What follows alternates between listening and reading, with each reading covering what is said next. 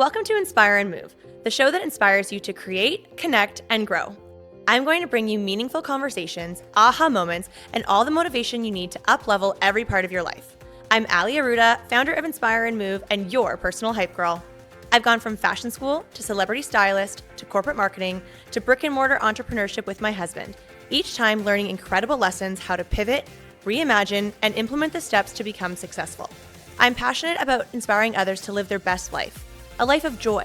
We have the power to design a life that we love, because life is too short not to. The best part is that you weren't meant to do this alone. If you feel like you are meant for more, let me ride shotgun with you, and together, let's get you to where you want to go. Okay, guys, you are in for a real treat because we are coming back from lunch with another guest speaker. If you were here last year, you had the pleasure and joy of being in this incredible woman's presence. Kristina Bartold, who is one of our very special friends that, as you have already heard, we met in a room just like this. And we became, even though we met in like the final 30 minutes of the event, good news was we renewed to go back 3 months later. And so then we continued to see and be in each other's energy. And she just does so many incredible things, like seeing her run an amazing agency that takes your idea to impact. And this is our agency that Kristina and her team run my podcast. They help us with our branding and marketing for Benchmark and personal brands.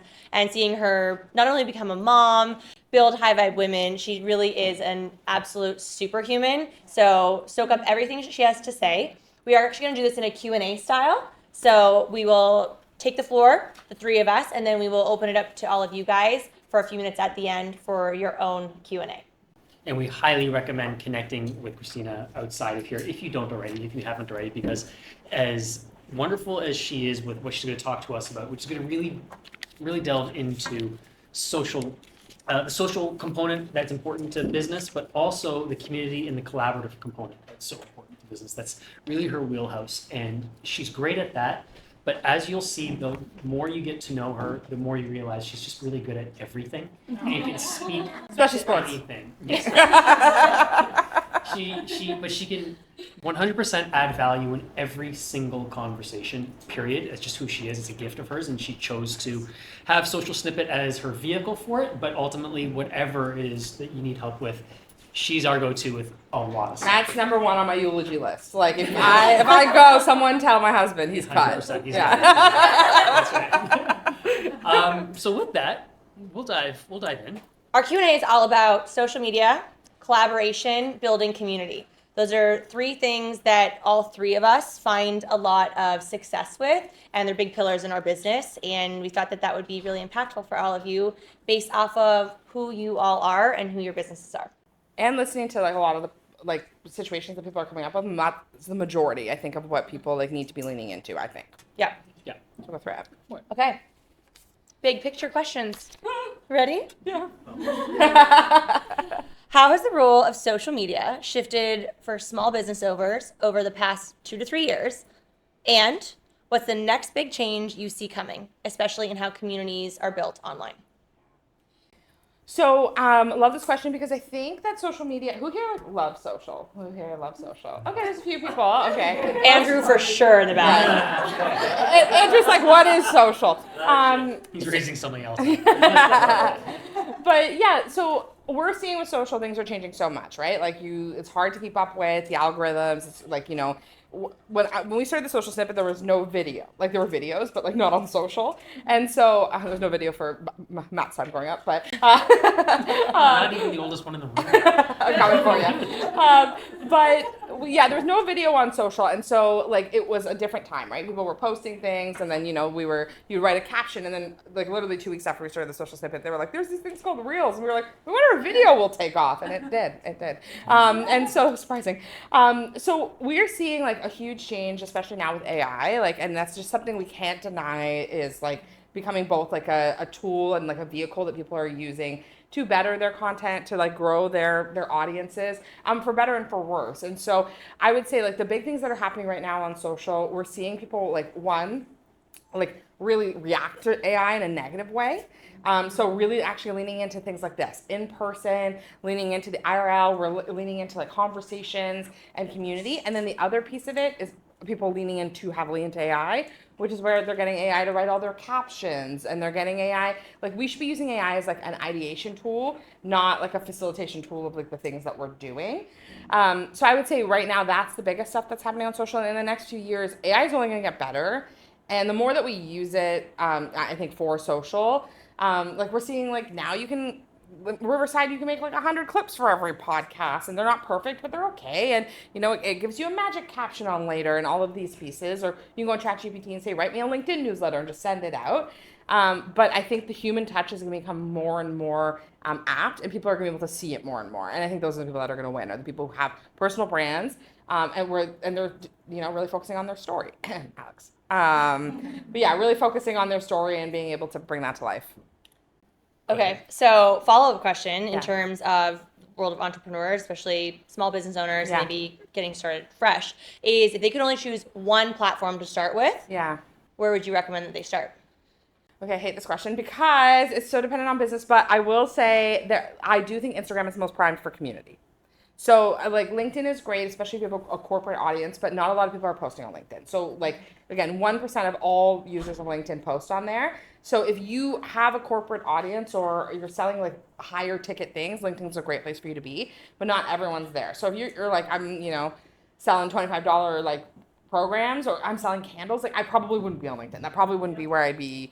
But if you have something where you have an awesome story, or you have beautiful photos or video, or like even you love to talk about whatever it is that you do, Instagram is very well primed for community for a few reasons. One being that like it's easy to DM back and forth with people. So on TikTok, who here likes TikTok or uses TikTok for business? Yeah. Not surprising. But yeah, TikTok is like beautiful and like raw, and like people can engage. But in my experience, it's like you could come across a TikTok creator one time and never see them again, right? The funnel isn't built. I actually went to a like influencer event, and I sat next to this TikTok like Maven, like she had like a million TikTok followers. And I was like, oh, like, what are you going to do if, like, TikTok gets shut down? And she's like, oh, yeah, my life's over. Like, yeah, like, that's it. Because I don't have an email list, and I don't really funnel anyone into anything else. It's all influencer money that I'm making right now. But Instagram is better primed for, like, hey, like, you see the stories. Like, I'm connecting, your stories are your inner circle. Your reels are your outward reach, right? And so it's more primed for community, and I think just more primed for sales, in my opinion. And then people, like, mess with other things, too, like Pinterest. Pinterest isn't for everyone, I don't think. And then just talk about Facebook groups. I think Facebook groups have their it depends on your audience. Like if you have an audience, I would say that's probably like 35 plus. Facebook's an awesome place for you to be, and like that's a great place for you to market. But yeah, and I was listening to a podcast today where someone's killing it with Facebook videos. I'm not, but I love that for them, So yeah.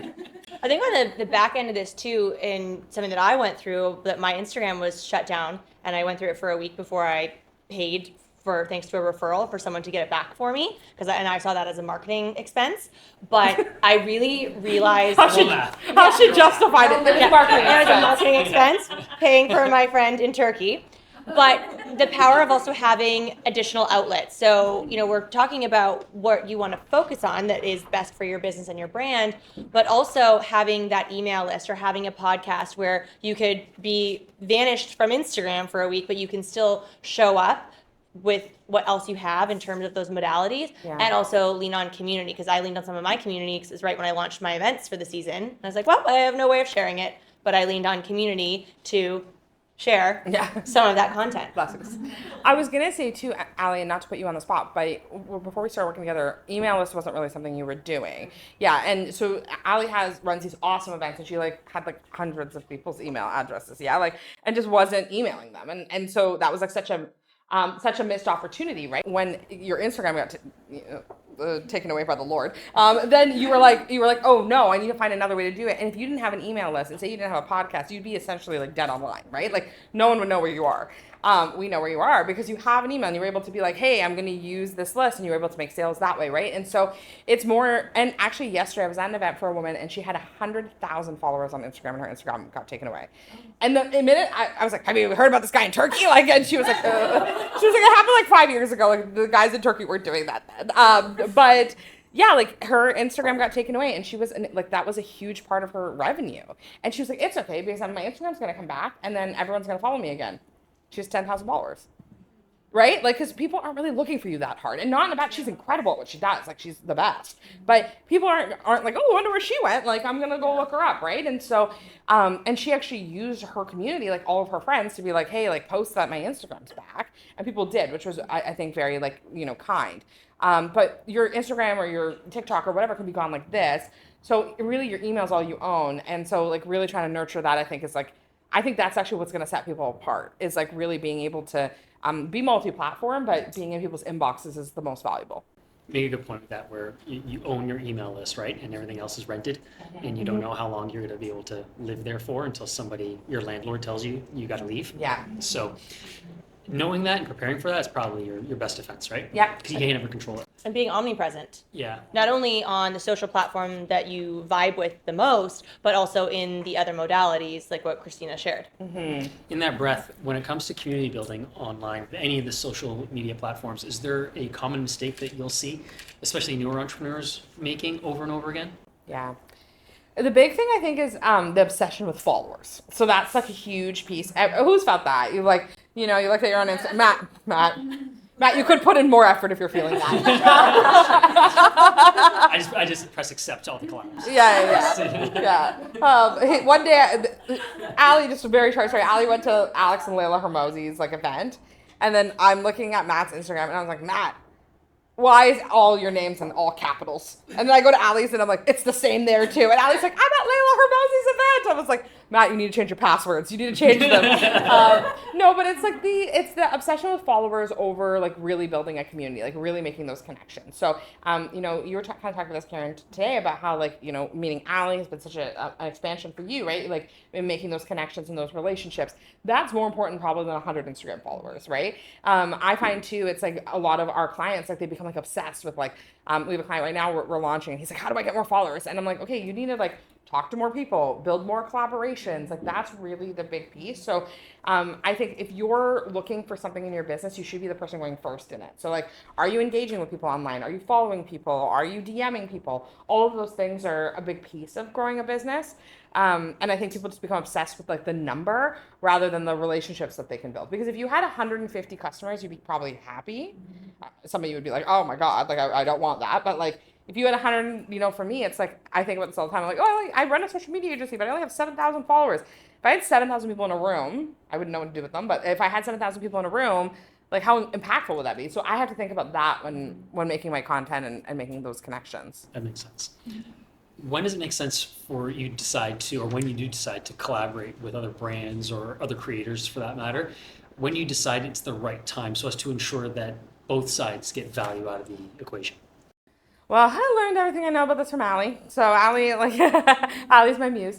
But Allie and I have both like had lots of success, I think, in that. Where it's like I remember when we had just kind of started High Vibe Women, like little dinners when I met Allie for the first time, and Allie was like, "Do you give out swag?" And I was like, "No, who would give me swag?" And she was like, "Yeah, you just ask people and they give you things." I'm like, "It's weird." And then I went to her event, and I always talk about this. You know exactly what we're gonna talk about. And so I went to Women's Bag Women, and I was like, why is there an Aperol Spritz cart here? Like, how did you get the Aperol Spritz, like, here? She's like, I asked, and they came. I was like, oh, okay. So it changed the way I thought about things. But what's so important in those collaborations is just really, like, honest conversations. And that's something, like, we've definitely made mistakes in where, we've had, like, collaborations with people and, expectations haven't been perfect, or, one person thinks one thing, another person thinks another thing, and there's some misalignment. But I think a few things, it's like, one, having those conversations up front. And I love to ask people when I negotiate them, it's like, what's a win-win for you? Like, what's a win-win? And sometimes the win is something you could do in 1 second. Like, it takes no time. Like, I had a partner call the other day with a brand that ended up giving us, like, maybe $5,000 for High Five Women. And they're like, do you know any web designers? And I was like, yeah, like 90. And they were like, could you make any email intros? And I was so happy to do it. It took me, like, 1 minute. I was like, bam, bam, bam. Like, it's nothing to make an introduction for me. So I think it's just thinking about like what's a win-win, talking about what a win-win is at the front, and then really over-delivering, which Allie does as well, which is like, we were kind of talking about this with Victoria, that it's like, if I do a collaboration with someone and I'm like, okay, we promised them like a reel, I'm probably going to bring one of our content creators to make it. I'm not going to be like, oh, here's my juice shot. I'm going to be like, oh, okay, I'm going to bring in a Danny, and Danny's going to make it. She's gonna, like, Danny makes amazing content, right? And so, you're going to want to invest in something like that, like really just like over deliver for the brand, so that it's easier for them to say yes a second time, like for sure. But also, like, something that I think is really important, and we didn't talk about it yet, is this idea of like signaling to other people. And this is like something that I think is funny. It's like, if Victoria becomes I always get the letters mixed up. UGC. I'm like, yeah. A UGC creator, right? Yeah, I don't have to say creator. I don't think it's like it's UGC. I'm like, oh, what's the C? So you start doing UGC for brands, right? And so say your first 5 aren't free. You're not paid for it, and you're like doing this stuff. Other people see it, and maybe another brand sees it, and they don't know that it's free, right? They don't know that you're not being paid. So maybe for your next one, you're charging $100. And so it's the same thing for us with High Vibe Women, which was like, our first few sponsors, they were our friends. Like our friends who were like, I'll give you $1,000. And we're like, okay, like that sounds good. And, we built from there. And then now we have brands that reach out to us to sponsor because they see that sponsorship's happening. So even if there's little things that you can do that, like, I'm not saying to be dishonest. Like, I'm not saying like, be like, I'm sponsored by Nike. Like, these are the shoes I bought. Like, that's not what I mean. But if you got like awesome juice shots for an event or whatever, like Ali saying this like event was partially sponsored by Dose isn't a far reach, right? Like that's not far. And I think it shows to other people, okay, yeah, like Ali's in the content game. Dose trusts her and they're willing to give her product. Then I have a product and I'm willing to give it to her too. So I think the partnership piece is huge, but also it's like, it's not only about your partnership with that person. It's about like the bigger picture of like other partnerships you can get long term. Mm-hmm. Okay, this is a great foray when talking about, social media and community. How is it, or is there a secret sauce to taking your social media followers and converting them into community that is then also going to buy from you? Yeah. Great question. Again, so dependent on your niche, but I think it's consistency. Like, all the things you guys do. Like, it's about consistency and showing up over and over and over again. And talking about things. You'd be surprised. I was even talking about this with my business partner today via text, because even High Vibe Women, our event, like we're like 75% sold out, and 3 people DM'd me today being like, I'm gonna buy a ticket in September, and I'm like, I hope a ticket's available for you in September. I hope that. But at the same time, I'm like, why aren't they buying now? Or like, but people are obviously thinking about it. Something that they're thinking about. You don't know that people are thinking about you, right? Like you need to talk about things over and over and over again. And when you're sick of them, it's probably sick of talking about it. It's probably still not enough. Like people just aren't seeing what you're doing enough to. I listened to this great Alex Hormozi episode about it where he was like, if you're making less than like $1 million, you should have one offer that you market over and over again, and you talk about it until you're blue in the face. Because like people just do not retain information like they used to. We see so much, and there's so many people who are thinking of buying from you. You might be on their vision board, Victoria, and they're following you. This has happened to us a ton of times. Where like out of nowhere, I posted the other day. I said, booking all our podcast launches for the fall. This woman reached out to me and she goes, I didn't know that you guys produce podcasts. I was like, that's so weird. We talk every week. Like, I have not, like, and she was like, I had no idea. And like, I have a podcast that I want to launch in September. Like, could you guys do it? I'm like, I talk about this all the time. Like, how do you not know this? But I was like, okay, I'm obviously not talking about it enough, right? And so I think when we're really trying to like build community and like create it into sales, the important thing is one, is that consistency. And 2, it's conversations. And so I one time went to a conference, I paid a ton of money, and this woman was like, conversations create sales. Alex was there. I think he knows exactly what I'm talking about. And she was like, had this big whiteboard and she wrote that down. And I was like, I can't believe I paid to hear that out loud. Cause it's like, and you're like, this is my situation right now. But conversations create sales, like having conversations in DMs, responding to your DMs, engaging with people who comment on you. Who are those super fans that like, you could send a voice note to who like they buy everything you do, and you're like, hey, I just was thinking about you the other day, and I was thinking about your business, and I'm excited about what you're up to, or things that are like I'm genuine in that when I like reach out to people, because I'm so grateful for people anyone who gives me $1 like ever, I'm like, oh gosh, I'm indebted, like so I'm so happy to talk to people and like connect with them. So it's about those two-way conversations, because I see a lot of people, the mistake that they make is that they post on social and they ghost. They don't respond to anything. You're not building relationships like that. There's no like relationship that's coming. And people want to feel like they can buy from people that are invested in them. And so, that's what I would say, the 2 pieces. And probably now more than ever, you can probably speak to this to an extent. The algorithm that exists right now almost has it so that your followers, the people who have chosen to follow you, are seeing less and less of your stuff with a regular basis. Yeah. What's the stat, Jess? Is it like 4%? It depends on how many followers you have. Yeah. The percentage goes down. The more followers you have, that percentage goes down, but it is very low. It's like so. Yeah. So you're talking like single digit Yeah. follower percentages are seeing what you're posting at least the first time around. And- Which goes to speak to your point where you have to speak to it ad nauseum, because if you say it 20 times, maybe you got somebody to see it once. Yeah. And you'll see it too, like the more that you show up and engage with people, the more you show up for people. So it's like, I always use Alex Hormozi as this example. I mean, that man could tell me literally anything. He could be like, hi, I now sell beef jerky. And I'd be like, I'm in. Like, I'm not a vegan, but I'm a vegan and in the situation and I'm buying beef jerky. Like, because I see him so often. So there is something mental about proximity to like, or repetition and proximity of like seeing people over and over again. Going back to how little, so what would you suggest? Like, is it like doing a reel constantly or just reposting it? Or, because not everyone's seeing your stories, right? Yeah. So what would you suggest with keep on posting stuff? From a frequency standpoint? Yeah. Yeah, I would say, I was actually talking about this a bit at lunch. Like in a way, I would say the way you want to think about this is reels are your like outward strategy. So those are like, that's how you get new people. And stories are how you nurture existing people. So when I'm talking about reels, people aren't, if you're like, hi, I have a dance party, like people aren't going to be like, oh wow, saw that dance party, going to purchase that. Like typically that's not the vibe. I would say, I don't know. Maybe if a really good reel would get someone, but like people need a bit more nurture. We just have access to buy so many things, right? You can go to Allie's Mastermind. You can come to High Vibe Women. You can go to Powerhouse Women. You can go to Create and Cultivate. You can go to all these different things. All are great, but you have choice. And so there's probably someone else doing dance parties, right? Then they have a choice, right?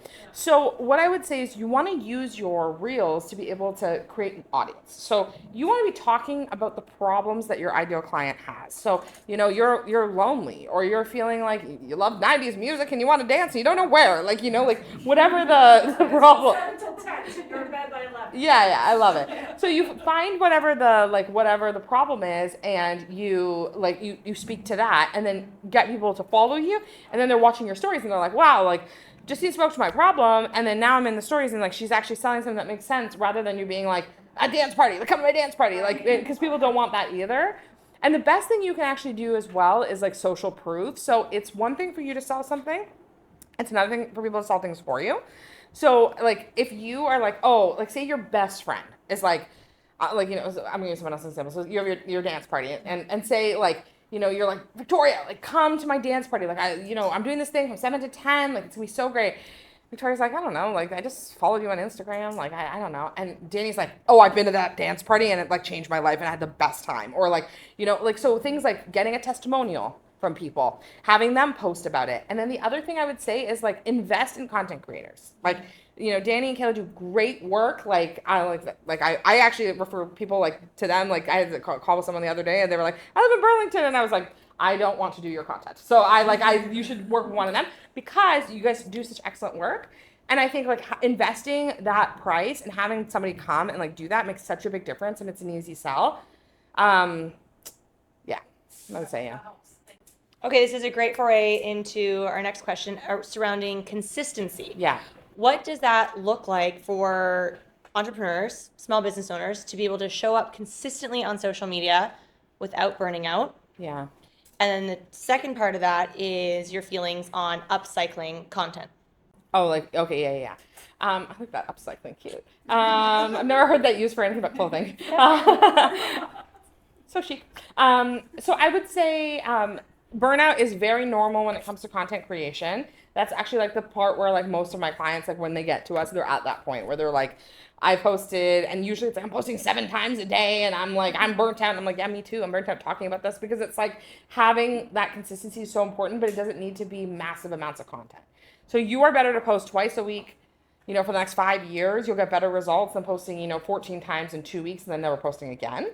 So I would say like consistency is like whatever, like you can kind of keep up with. It's like kind of, I always use gym analogies. Like I'm like I own Benchmark or something. Like I'm like, like if you go and you work out and, 3 times a week, that's like probably a very like healthy amount of time to work out. But if you're working out, 14 times in 1 week and then you don't again, that's not healthy, right? And so I think for us, it's figuring out what like feels good is a big piece of it, what you can outsource if you can.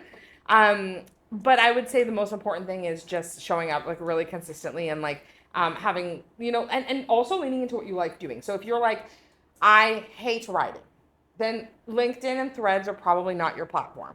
If you're like, I hate showing up on video, Instagram might not be it, right? Like you want to find out where it makes the most sense for you to be. Always stretch your limits a little bit, and no problem on upcycling, recycling content. Like I actually think that's great. The thing is people get weird about doing that because they're nervous that people have seen the content before. People are not watching you as closely as you think they are. Like, and if they are, then they are a super fan waiting to buy from you, or they're criticizing you. Like, I don't know what it is. Yeah, or they're like a high school friend waiting for your demise. But what I would just say is just like really just focusing on like what you can do and building community. It's so much more important for you to be in the DMs, for you to be talking to people, having conversations, than it is for you to be like posting 1 million reels a week. All right, and then final question on this note about the DMs. How do you feel about a DM voice note? Oh, I like a DM voice note. I mean, I have mixed thoughts on it only because sometimes like unsolicited voice notes, like I don't know, we get this at High Vibe Women all the time because people are like, oh my God, I saw this event. I really would love to speak. And I'm like, oh, who are you? Like that's a little much for me. But like between friends or people that you know, or like if you're connecting with somebody for the first time, I would, I think it's great. And especially if you don't have an ask. Mm-hmm. If it's like, hey, I loved your content, here's what I'm thinking, or like would love to have you on the podcast or something that would add value to that person. But if you're asking for something, I would prefer an email. I think I've only ever exclusively like voice note you. Me? Yeah. Oh, I love it. Yeah. I love a voice note. For sure. I feel like voice notes in general just get more of an emotion over. Yeah. Right? And I'm always very excited to talk to you. Aww. So you can't get that in like a hi, Kristina. Yes. And I'm so sensitive. So sometimes people will like send me things. I'm like, would an emoji kill you? Would the Lord strike you dead from this emoji? Are there metrics that matter when you're measuring community engagement versus just audience growth per se? Is there something that moves the needle for you more than anything else? Yeah, when I saw this question, I was like, yeah, money. That's usually the metric because honestly, I think that's for me the best indicator. Yeah. Is there a conversion? So sometimes you can look and you can like rock a reel, and a reel could I've had this happen. I had a reel go viral. I talked about this many times, so if you've heard this before, I'm so sorry. But I had a reel go viral. It was like horrendous. It was so bad. Not the reel was good, but like the response was quite bad because I made a comment about how people should be very clear about what they post on their feed, which is still something that I believe, but I will not say publicly. But even if this, I'm gonna keep this off YouTube. But I was like, oh, unless you're a chef, you shouldn't be posting pasta on your main feed because people get confused, right? Like I one time was about to work with a blender company and all their photos were of cats. And I was like, I'm scared. And also this is not clear, right? So clear is kind.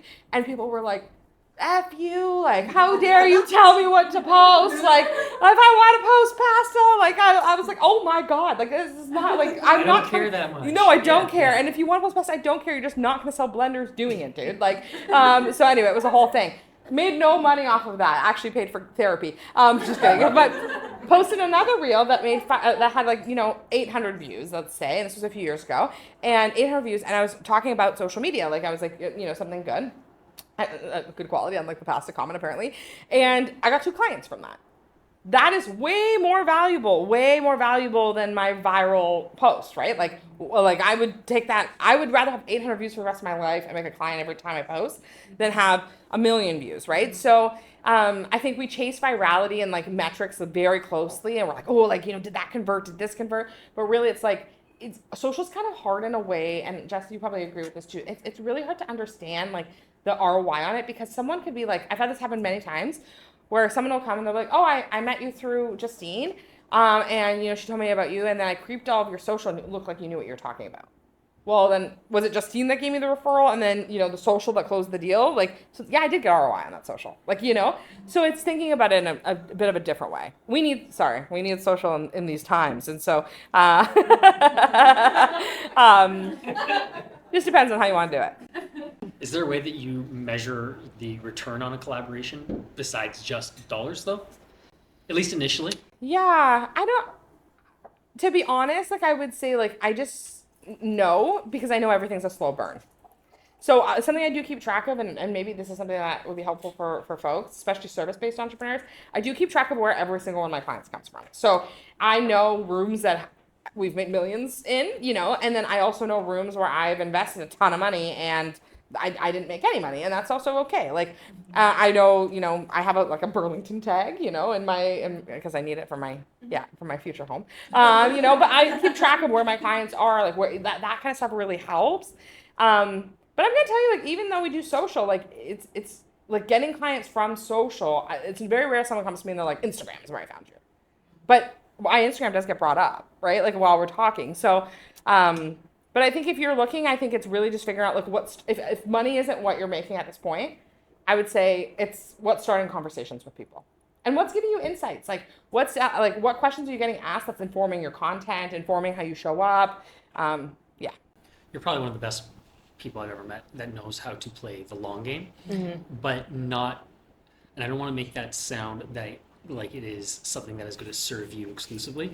You are always genuinely interested when you're asking the questions and getting in the rooms and asking people what they need help with and kind of pouring in value that way. Yeah. But you do it in a way that is so skillful. You do it in a way that obviously that person is seen and they are heard, and you pour in all the value so they're getting whatever it is that they are seemingly needing out of that conversation. But beyond that, once they leave that room and they go back home to Burlington, you don't join them, you have to go back up to Kitchener Waterloo, I'm sorry, but all that said, you do a really good job at having them remember you because of how good you are at playing the long game. And my point with this is, and social is no different than what it would be in real life too, in that respect, where you can't really expect to calculate an ROI on something immediately after you've been there. There should be no illusions at all that any of us that are in this room will leave here today at 5:30, and by 6:30 you've made 10 times what you paid to be in this room. That ROI will not be received immediately. Please give Matt a testimonial if that happens immediately. Yes. I must know. But I do fully intend on hearing how the ROI does come back to you tenfold or more in the course of the next 365 days. I really believe that's a relevant conversation we could all have a year from now. But it doesn't mean that because it doesn't happen immediately that it doesn't happen at all. Yeah. And that's where the value is in what you recognize as such, where you pay a little bit now, you pay a little bit later, but in time, and it's literally nothing other than that, just time, before all of your deposits, there will be a time where you've earned the withdrawal, and you're way ahead of the game accordingly at that point. Yeah, Jasmine Starr talks about this on a podcast. I love it. And I listen to it probably every 6 months about this idea of withdrawals and deposits. That it's like sometimes you're in a season of huge deposits, and sometimes you're in a season of massive withdrawals. And so there's rooms I've been in where it's a room like this where maybe this is an opportunity for me to give a massive deposit to somebody. Karen was like, I'm looking for this. I just made 3 email intros for her. And I was like, yeah, talk to these people, right? And that, and hopefully that works out. And hopefully that's a massive deposit for you. And I have been on the other end of that. I did Chris and Laurie's Elite Mastermind last year, the one Matt and Ali are in now. Would have done it again, but I had a child. And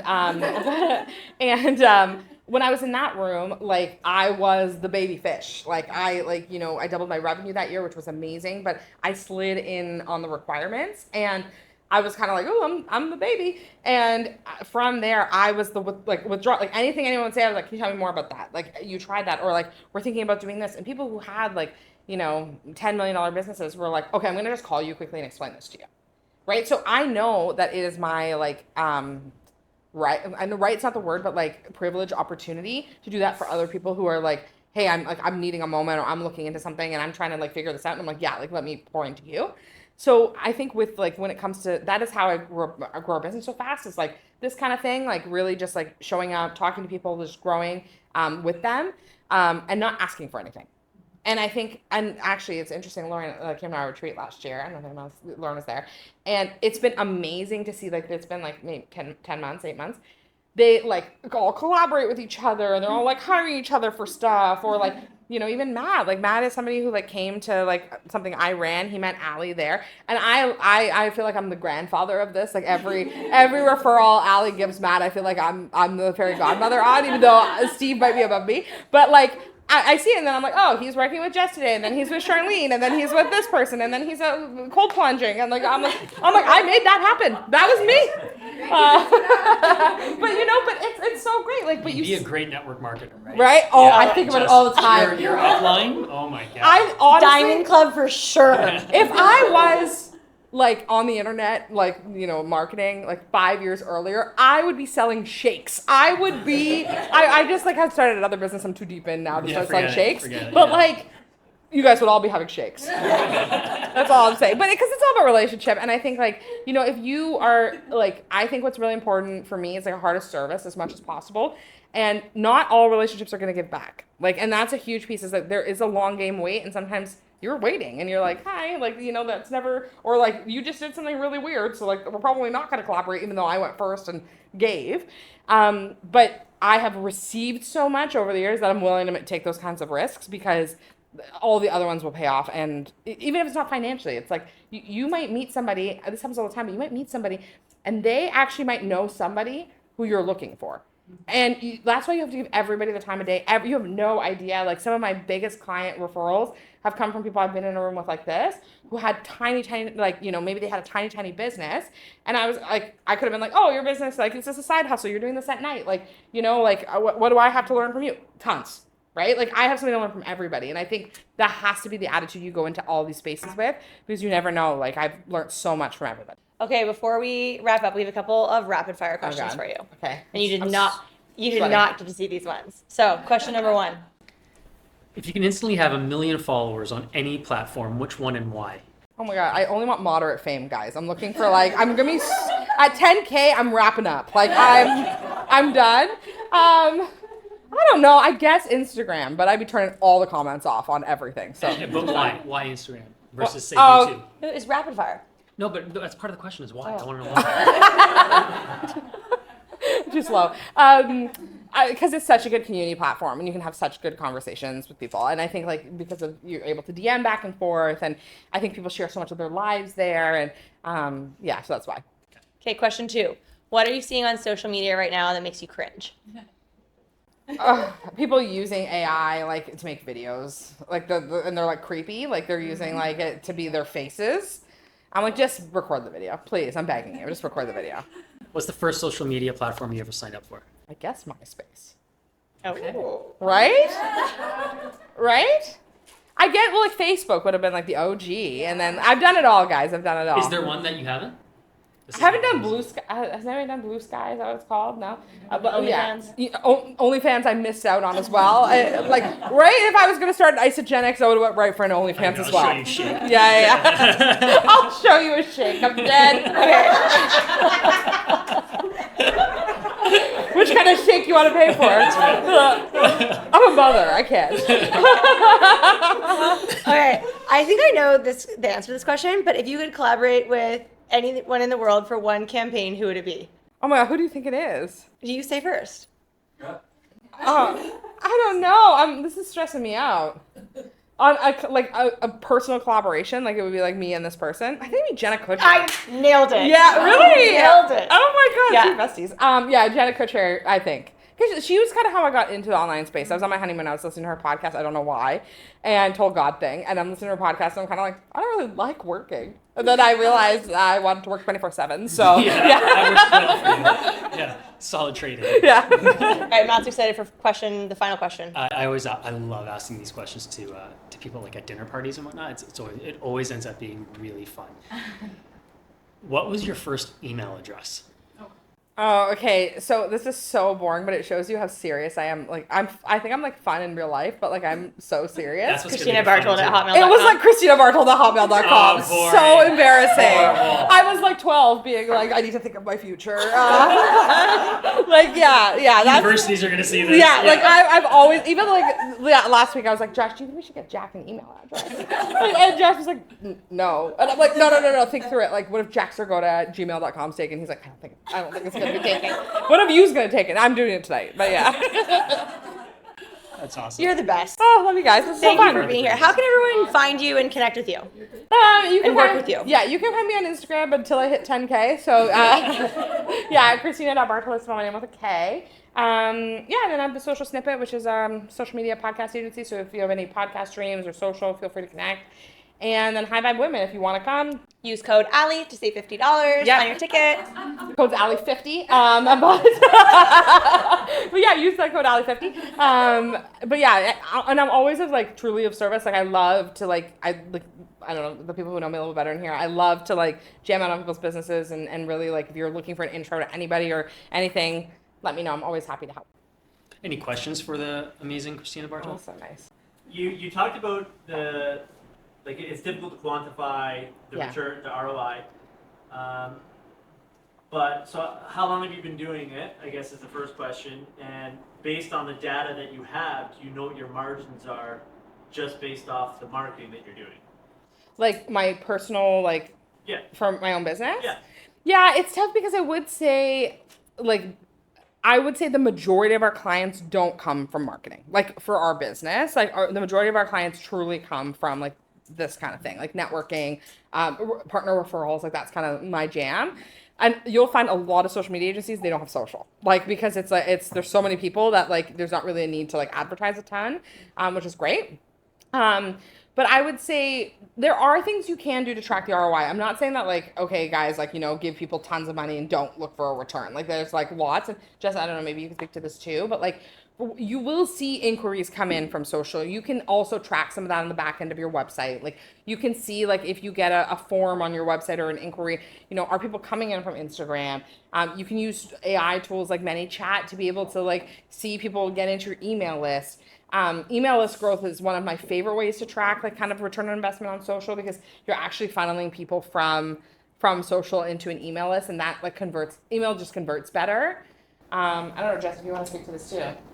If you're talking about from a client standpoint, so working with a social media client, what should we be looking at as a business that runs their accounts? What should we be looking at on the back end to make sure their content is working? I don't know if that's kind of the way, or more this way. Yeah. But anyway, so there are things you can look at. There's analytics you can pull, obviously, from Meta Business Suite or directly from Instagram or whatever platform you're using. You can pull that information. But I like to look at it. I send my clients monthly analytics reports looking at what's been happening with their content over the month. But it is tricky because you could have one post that goes viral and the analytics show you, June relative to May. So it'll say you've had a, X% increase in June relative to May. But if in June you had one post that went viral, your numbers are going to look great, but the rest of it could have been not so great. So you really have to be kind of watching it, in real time, but then also looking, at a 3-month snapshot or a 1-month snapshot, and just really paying attention to those numbers. And if you do see those huge spikes some months or drops other months, you can then go in and dive in deeper and say, okay, what is there a piece of content, did one thing go viral that's spiking it up kind of, unrealistically, or, has the numbers are down this month, let's take a look at the content, what's going wrong, and making adjustments based on that. So you're looking at things like reach, engagement, views, follower increase, things like that. But again, that doesn't necessarily give you information on sales. So, if that's what you're wanting the numbers on, then looking at things like clicks through to your email, clicks within your email. In stories, it's great because if you have a link directly going to a sales page on your website or something where someone can actually purchase through a link, you can track how many people open that link. And then you can kind of look at the timing, okay, they opened that link and they landed on my website. I got a few sales, probably from Instagram, from the Instagram story that I posted. So it's not that simple. Like Kristina said, it's not easy to look at ROI. So when businesses come to me, and probably saying to you, so what's your ROI? That's not something you can answer. Just it sucks. Like that with social media. It does suck because, again, you could have a huge ROI from somebody following you, watching your stuff for 2 months, and then deciding to visit your website and purchase. But it's so hard to track that they've been watching you for all that time and that it actually came through social. So yeah, that's. You're in for so much fun, Andrew. Yeah, it's an ecosystem. Okay, speaking It of is an fun, we do have more fun things to dive into, but we can't do that until we have a minimum of 3 gratitudes for Kristina. So she has poured so much value into everyone in the room that it is only fair that we pour back into her, and we're not going anywhere until we get a minimum of 3. This is easy. Who wants to go first? Karen. Thank you for sharing your knowledge, your energy. You're so fun to talk to. I could listen to you all day. I know. Oh, so nice. And now I'm going to listen to your podcast. Oh, thank you. I listened to a lot of your podcasts on the way home from the cottage the other day, Oh, that's which thank was you. great. But just, I'm truly inspired by you. You're like someone I look at like, wow, she's killing it, and continues to kill it. And I think the way that your heart is so into community, despite such a successful business, you could just be a successful business owner, but you're so much more than that in terms of like in rooms like this, the events you run, just how I see you show up online. So yeah, thank you for being that. Thank you so much. So nice.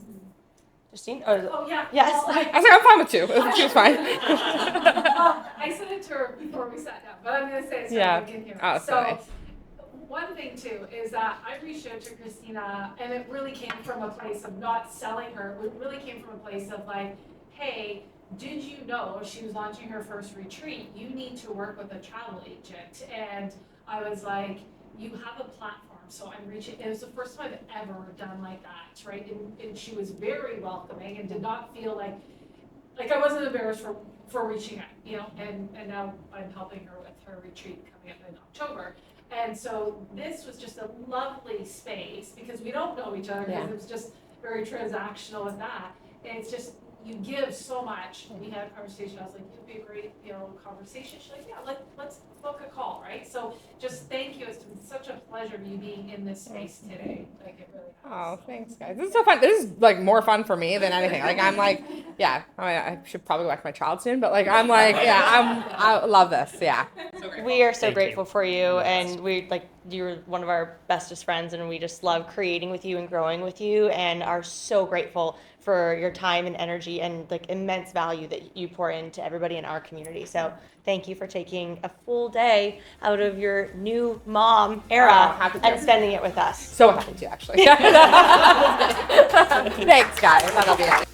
Thank you so much for listening. If you loved this episode, it would mean so much to me if you took a few seconds and shared this on social media, sent it to a friend, or left a 5-star review. There is power in community, and I'm so grateful to have you part of mine.